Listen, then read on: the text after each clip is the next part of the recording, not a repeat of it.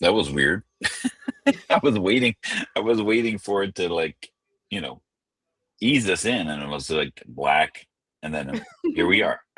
Is that what you saw? I don't know. It's never a dull moment here on the Workshop Wednesday, brought to you by schoolofbookkeeping.com, where you can keep learning QuickBooks your way. And I hit the wrong one. There we go. Casual conversations for serious workflows. So apologize for skipping last week. We had a client fires last week. So, Wait. so we did. Oh, yeah. You skipped it? I didn't realize you did. Yeah, I just decided, we had other things going on here, and they took precedence over and we our had time. A team member baby shower, which was extremely important.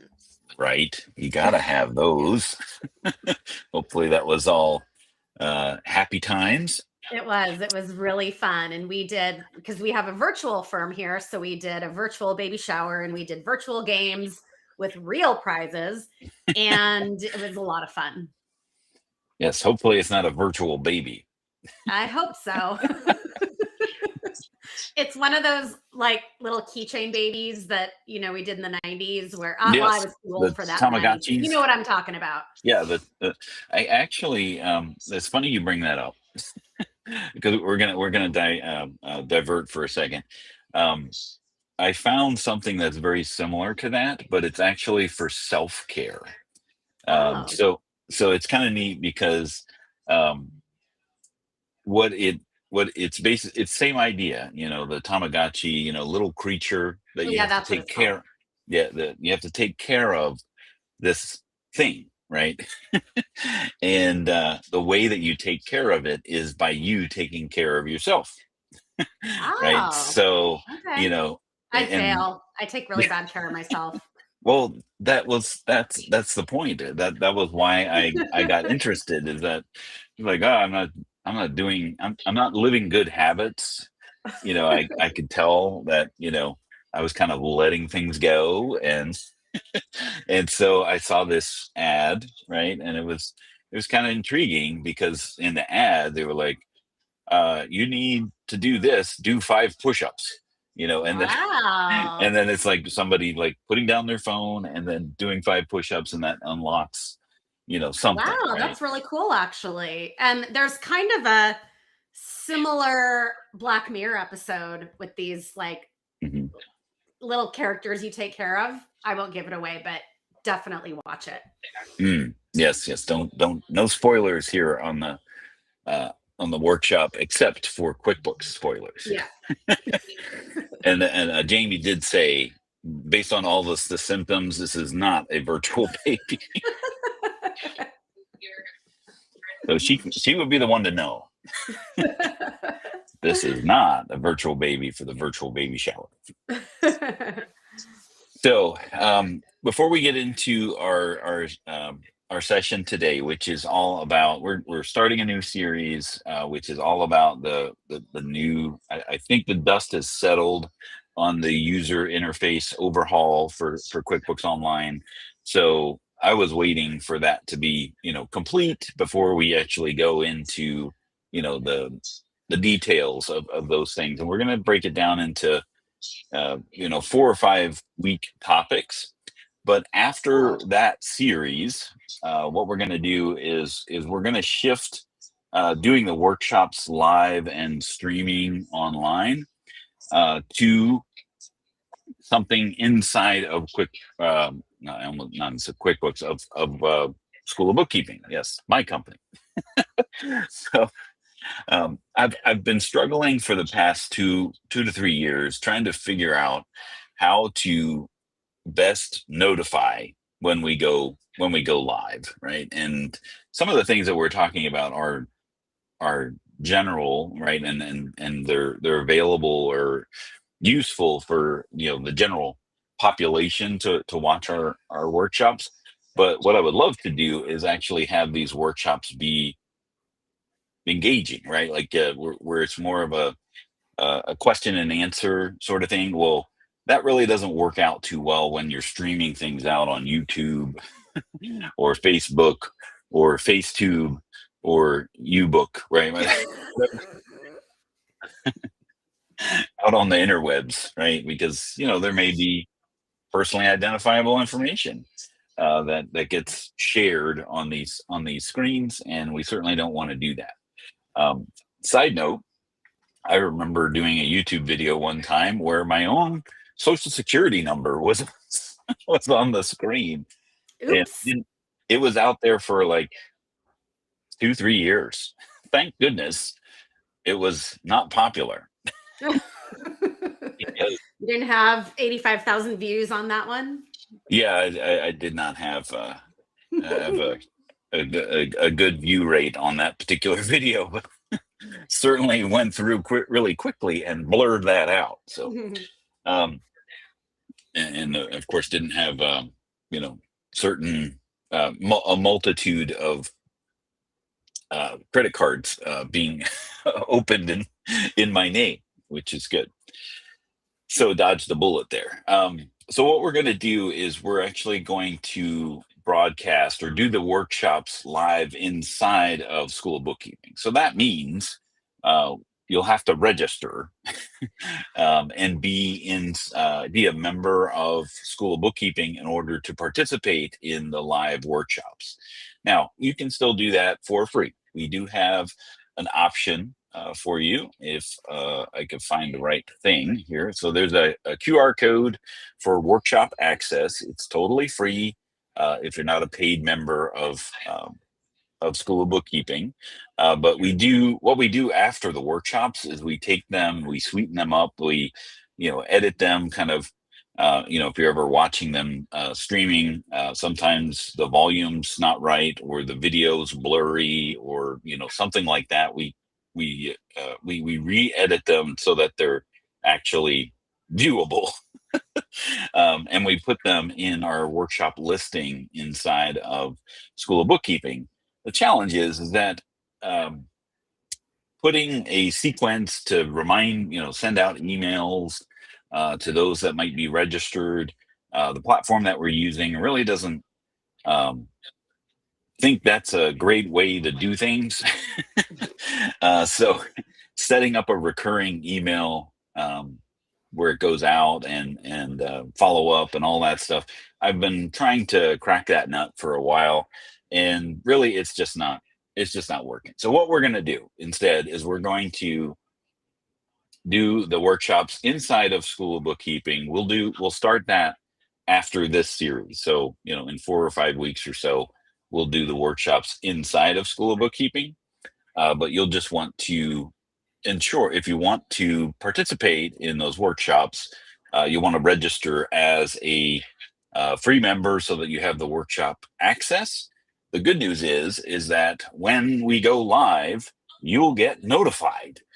Yeah, Right. that's So nice. And I know there's a lot of other communities that do it that way, and you register yeah, ahead of time, and rather than it just being a live stream. And that's good that you'll edit them after the fact, because what if there's a wardrobe malfunction or something like that, you know? right.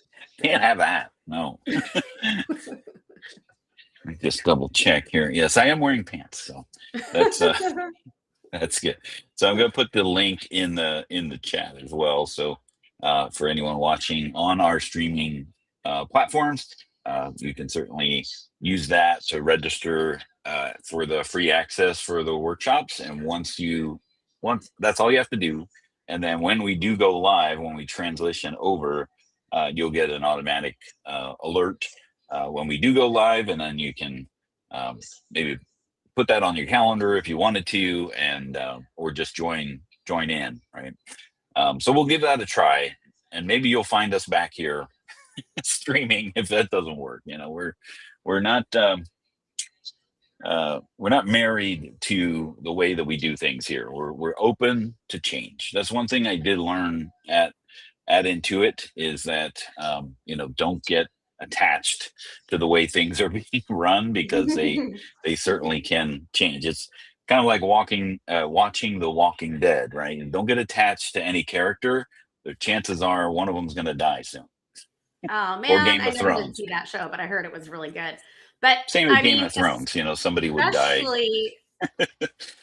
especially with just right now, I can't even tell you how rapidly everything is changing. It's just bonkers. And just the stuff that I'm keeping up with, I mean, even as it pertains to AI, is just in our industry and the software that we use, it's just so rapidly changing that it really doesn't make sense to get stuck on one thing, because you got to keep up.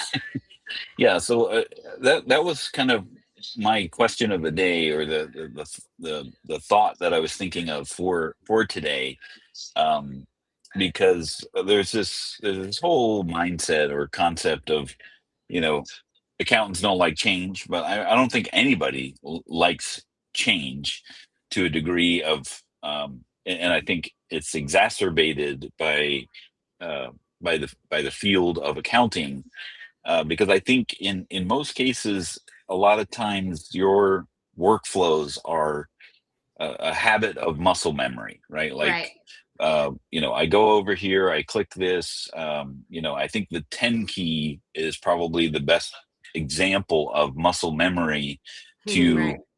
to, to in accounting, right? Because if you have your 10, your keyboard with a 10 key on it, your fingers end up doing the dancing in just such a way that it makes it a lot easier than, of course, having your numbers across the top of your keyboard, like when you got to sit there and search and destroy. Do you find, Rachel, that that's true for more so for accountants than it would be for any other profession, or do you feel like it really just doesn't matter? We're all creatures of habit. Well, I mean, I'm sure that there are certain industries in which there is no change, right? I mean, I guess if you're a ditch digger and you do it either with a shovel or with a machine, I don't know what those are called. You're always going to have to dig a That's why ditch, you're right? not a ditch digger. Yeah, there's not really a lot of variety in that, but I think a lot of people understand going to something like accounting that, things are always going to change, and there's going to be updates, continuing education, things like that, new standards, etc.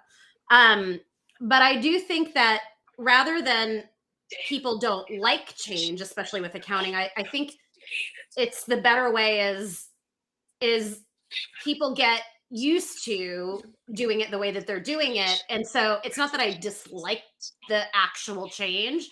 It's oh, now I'm going to have to spend the time doing this. Yeah. And I don't really have a lot of extra time. I'm already really crappy with time management to begin with. So that's really more my issue. I actually like learning new things. So I don't so much mind the change if I'm in a good spot with time management. Now, I mean, I can't even tell you how fast everything is changing. I mean, I use now Claude for Excel Mhm. in my Excel spreadsheets instead of building the formulas. Now I tell Claude, do this, and it just comes. And I mean, I check everything for sure, but just the way that we're doing that, the reason that I'm afraid of a little bit of change in that area right now is not in terms of what I can do,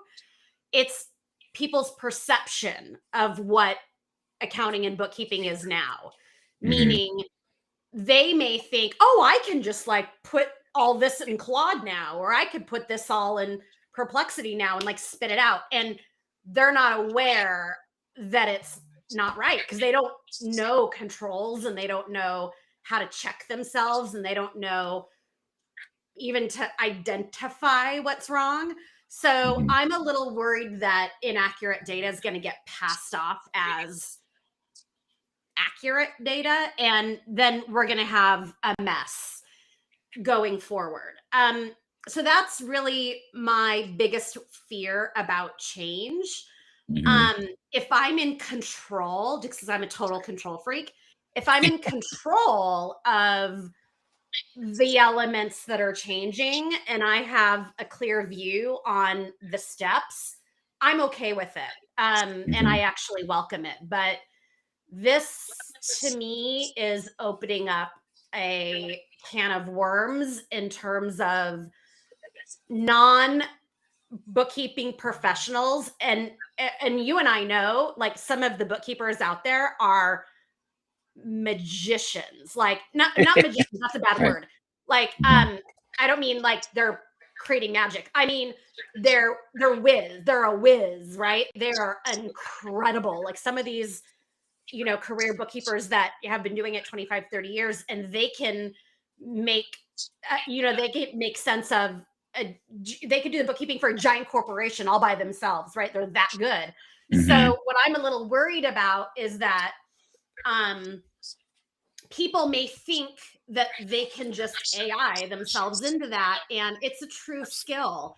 And so that's what my fear is a little bit about the whole industry. My pushback is always, look, we still want to use our tools. We still want to use our accounting software. We still want to use this, that, and the other. I approached AI from, I can now add this cool thing and I can now do these things, but we still want our fundamental of how we're doing it there. And, we Mhm. still need reconciled financial statements. We still need accuracy with the data and then go from there. So I think that it's still super important to have a strong grasp on QuickBooks when Intuit's making changes. We're still talking in our community, making sure that we still know how the software is changing.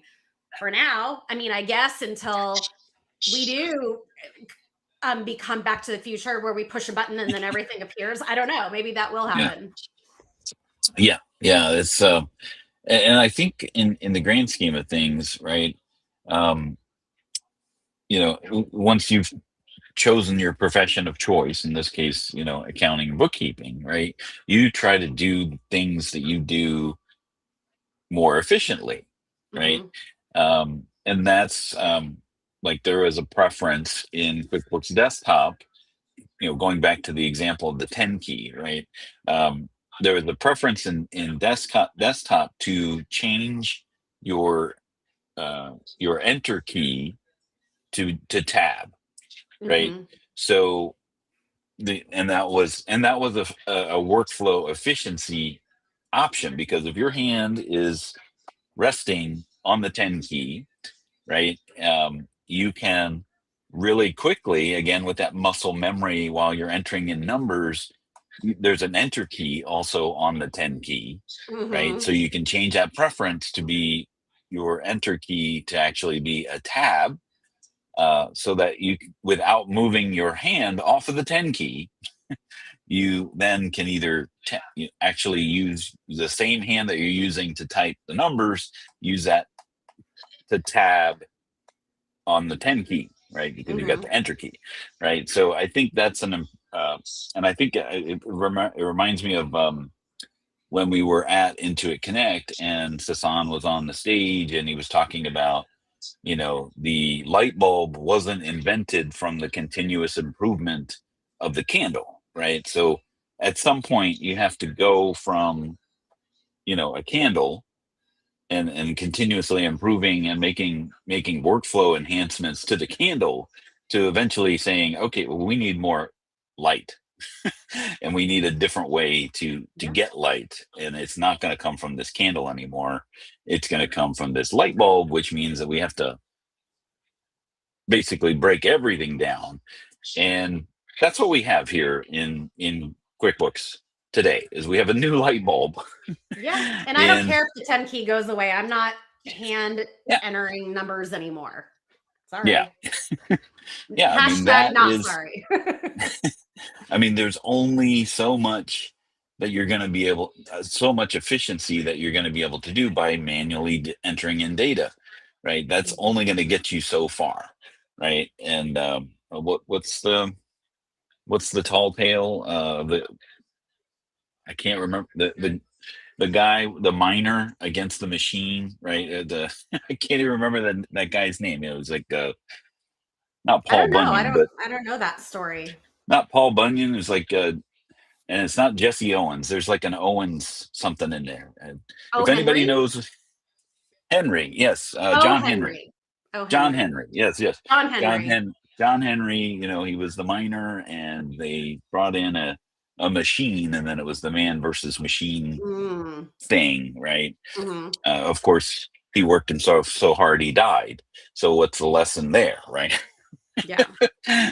so um, so that's kind of where we're at here, is that we've got a new light bulb inside of QuickBooks Online because they've changed the entire overview, or the entire user interface, more so than what it was before, right? So Yeah. And also, not to interrupt you, but even just to say this is that now the landscape is so cluttered and so overpopulated that it's overwhelming. And it's almost better to really focus on being a master of something rather than um a master of none, or what do you call it? Like jack of all trades, a master jack of of all none. trades, but a master of none. I don't know. There's now I'm like the sheer volume of things out there. It's giving me fatigue. So you have Right. to say, look, I'm going to pick these few things and really become an expert. And that's the way I do it. Yeah, and I think that is a good approach, because we can get fatigued pretty easily by, especially if you're at an accounting conference and you go down to the exhibition floor, and then there's, ooh, what about this one? Ooh, what do they do? What and Yeah, I mean, maybe I and should do even this. coming back from Shop Talk, I am now talking to this app that they do returns that sync really well and with things, but it also has an IMS. It also has a full general ledger. It also has this. And I'm like, oh my gosh, like, stop already. Like, I'm not going to switch a whole system over to something else. I don't know. It's a lot. Yeah. Oh yeah. Well, I mean, I was just talking to somebody about, they're on QuickBooks Online, and they're entertaining going to back to QuickBooks Desktop for the sole reason of intercompany transfers, right? Being able to do that, Well, that's not. and so yes, you can do intercompany transfers in QuickBooks Desktop, but that could actually bring up all sorts of other hidden problems, Yeah. if that's the thing that you're solving for. Now uh, there's a cost aspect, right? Because they've got four QuickBooks Online companies. They would only have one enterprise subscription. So they may be thinking, okay, we could save some money and have more functionality at the same time. But that that comes from a perspective of someone who has never converted their data from online to desktop, to see, to potentially have all of the surprises that come along with that, right? So my suggestion was, if that's what's driving you, look for a solution that allows you to do intercompany transfers. And guess what? Intuit Enterprise Suite might be Yeah. the best the best option for you, because it caters to multiple entities, and the intercompany transfers is Or one you of the can just have things a that really works good really well. accountant do it E- correctly, or that. Exactly. Yeah. Exactly. And you can also build in, automations with that, because in Yeah. online you're going to have that ability. Maybe add something and configure something into Zapier or something Yeah. like that. I mean, you're on a platform that will cater to, some of those things greater than going back to desktop. Now, Yes. that certainly could be the case. It may not be. There's uh, more to the story with that. So well, I'll keep you posted. Okay, so let's launch QuickBooks Online. This is now the most stable stable option that we have. So the biggest thing that we want to, I mean, the first thing we want to talk about is some of the terminology changes in this user interface change. And the biggest thing is apps and integrations, right? So the old interface apps used to represent third-party applications that integrate into QuickBooks, and now they are called the apps are called. Um, I mean, the apps themselves are dealing with the QuickBooks apps. Mm-hmm. Um, so these apps are applications or things that you can do inside of QuickBooks. So you'll see them here. Um, in the all apps section, you will have pinned apps along the left side that will be more common that you might use. You can customize them on the left side to be able to put the apps that you do use on a more regular basis. You can pin the ones that you use regularly, but these are the groupings of workflows or of specific transactions. So you can reorder them here. So if you want to put the customer hub above the accounting hub, then you can do that, right? So now your customers are listed now above accounting, right? So the terminology of apps is the biggest glossary, I guess, is the best way to describe about that. So then the question is, well, what happened to apps, right? Yeah, Where it's did just really confusing. Why couldn't they have used a word like widget or something like that? You know what I yeah? mean? I don't know. I'm sure there were probably several focus groups, um, and how they ended up on the word app. Um, because as a fun fact, um, you know, the apps.com, like if you go to apps.com, that's actually QuickBooks' app marketplace, right? So a Yeah, small a small that's right. oversight in the Apple ecosystem that they didn't buy apps.com and Intuit has it. But so they still use the word app, right? And here it says it's an app marketplace. So it's not consistent. An Nope. app is an app is an app. It's it there's a lot to comb through for sure. But inside of QuickBooks, all apps represents uh, workflow groupings, right? So you have the apps here on the left side as well as across the top. And I just noticed that they mirror the order in the customization, right? So if I just move this up here and I don't pin it, hit refresh. Now my sales tax is up here. So that's an interesting way to group your apps um, up here at the top, so you can sort them there. Now, third party applications, in the apps that we used to think of, right, Oh, is and by the now way, PS, the ones that every other piece of software still calls apps. mhm, So, you know what I mean? So it's not like there isn't confusion with that too. right. Yeah, yeah. Terminology across third party applications. That's another uh, story. That's like a bigger fish to fry. That's another workshop. But if you go up here to this little icon, it's supposed to be, I think, two computers talking to each other. Um, this at the global bar across the top. That's where you find your integrations, and then you can click on Find Integrations, and this is where you get the apps that you would be getting over here at the app marketplace, Mm-hmm. right? So the terminology is really the first thing to to make sure that you understand, and that's the biggest change in the two. Um, this other change, the terminology in the past, we had a toolbox for accountants that had this icon of the briefcase here in the upper right or upper left. That moved from the top bar here to this my menu, right? So that's another terminology change. This is solely for accountants. Regular users don't have this little briefcase, but it's the same icon. It's just now called, instead of accountant tools, it's just called my menu, and you can customize that as well. Whoops, let's not make it too big for I can't see. Yeah, I really like that everything is customizable.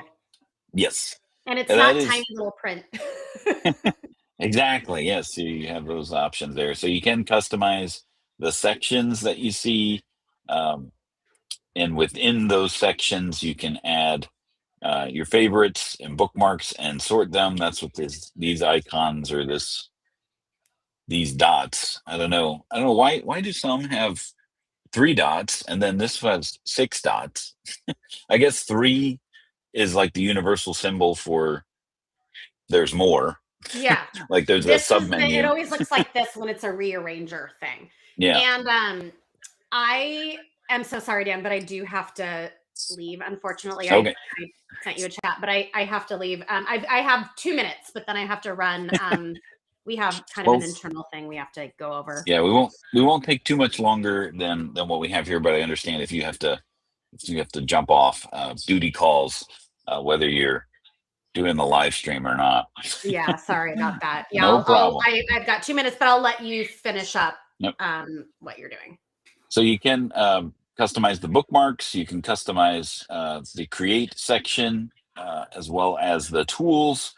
And inside the bookmarks, you can bookmark any page. So if you want to add the App Center as a as a bookmark, you certainly can. Now it's a bookmark. By the way, you're on the integration page, and I'm seeing Wix. I'm Mm-hmm. seeing WooCommerce. Yep. Now, is this the app store or are these app transactions? Well, these are free integrations built by QuickBooks, which ultimately end up going into the app store or the Okay, app yeah, because the it looks a little different than Mhm. typically. Well, it's if we go over here, it's got featured apps built by into. I mean, it's just organized differently, right? So Yeah. this is the Normally, App you Center. couldn't see those in QuickBooks before you had to go to the App Store. The only Oh, ones that you could see were the ones that were under app transactions, gotcha. Yeah, I think where they're now it's actually bringing recommended integrations in from the App Store. all right. Very good. Yeah, Um, this is very different. Okay, cool. and then you do have your this little icon here for feed is the business feed, and this is kind of the home page for AI. So depending on the version that you have, you may see different things here on the business feed. But this is where you're going to see things AI related, dealing with your QuickBooks reports. Obviously, is going to take you to the report section, and then we have our all apps. So we kind of worked up from the bottom up here on the left side, and it can be expanded. So once you do look at something, let's say we're going into projects, for example, this ends up giving the international symbol of the hamburger button, because that's what this is for. Instead of 3 dots, we have hamburger buttons, which is Yeah. horizontal. But that will expand things, and this is a good best practice. I learned this from Alicia Katz-Pollock, that if you click on this, rather than trying to hover over and get to things, once you click on something, that side menu shows up, and then you can expand it with the hamburger button, and now it just kind of stays there. So you can Oh, use very this as a way to cool. get around a little better than trying to find your way. But you have other options, and that's one of the hallmarks of Intuit. There is not just one way to do things inside of QuickBooks. There's plenty of different ways to get around. Once you find something, you can put it as a bookmark, or put your favorites in there. And then, we didn't talk about the Quick Create, which is now was the plus new button is Yep. now Create. Now it says create. So you have And all that. I do have to go, but Dan, I just realized I can't because I have to end the stream, right? No, I can do it. I can do Oh, okay. All right. it. Yeah. I'm so sorry, everybody. Have a wonderful rest of your day. All righty. And Okay. actually, we're gonna wrap it up here today. Next time, we're gonna be talking about Oh, the okay. global search up here at the top. But today, we wanted to talk about just the major changes and the left side navigator. So we will see you next time on the Workshop Wednesday, as soon as I find the video.